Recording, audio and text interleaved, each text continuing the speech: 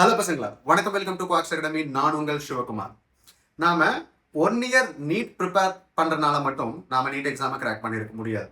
So அந்த 1 இயர்க்கான ப்ரிப்பரேஷனை அந்த 3 மணி நேரத்தில் எப்படி எஃபெக்டிவா நாம எழுதுறோமோ அதில் தான் நாம நீட் எக்ஸாமை கிராக் பண்றோமா இல்லையா, கவர்மெண்ட் காலேஜ் சேர்றோமா இல்லையா அப்படிங்கிறத டிசைட் பண்ண முடியும். ஸோ இந்த 3 மணி நேரத்தில் நிறைய ஸ்டூடெண்ட்ஸ் என்ன ப்ராப்ளம் ஃபேஸ் பண்றாங்க அப்படின்னா, நீங்களும் ஃபேஸ் பண்ணியிருப்பீங்க. ஸோ நான் நிறைய கொஸ்டின் நமக்கு தெரிஞ்சிருக்கும், பட் நமக்கு டைம் இல்லாதனால ஸோ அந்த கொஸ்டின்ஸ் எல்லாம் நம்ம விட்டுட்டு வந்திருப்போம்.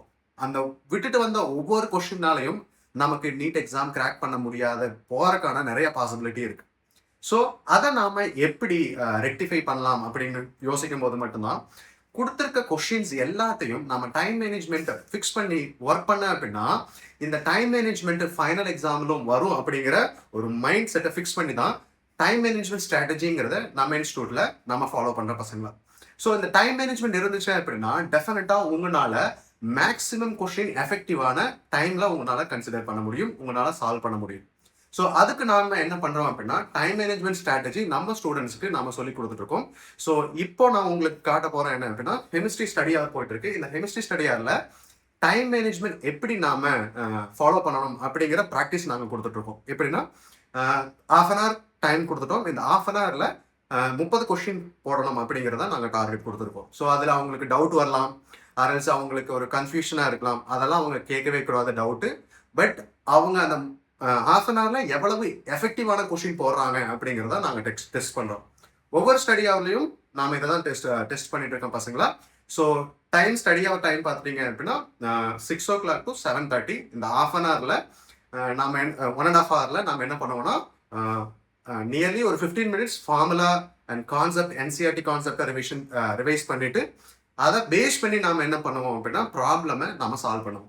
ஸோ இப்படி சால்வ் பண்ணும்போது டைமை ஃபிக்ஸ் பண்ணி சால்வ் பண்ணும்போது ஸோ கண்டினியூஸாக 1 year இதை ட்ரை பண்ணாங்க அப்படின்னா ஸோ டைம் மேனேஜ்மெண்ட்ல அவங்களுக்கு இம்ப்ரூவ்மெண்ட் ஆகும். ஸோ இதை தான் நாங்கள் ஸ்ட்ராட்டஜியாக எடுத்து ஒவ்வொரு செஷன்லையும் நாங்கள் ஒர்க் பண்ணுறோம் பசங்களா.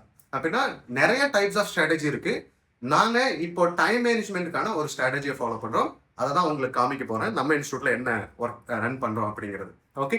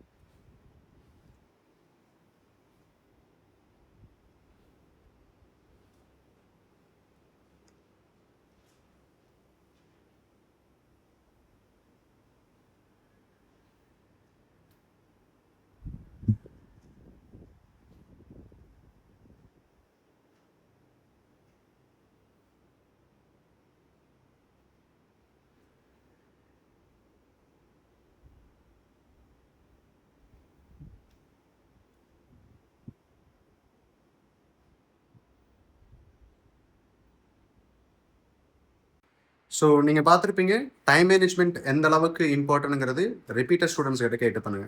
1 year 2 year 3 year ரிப்பீட் பண்ண ஸ்டூடெண்ட்ஸ் கேட்டு பாருங்க.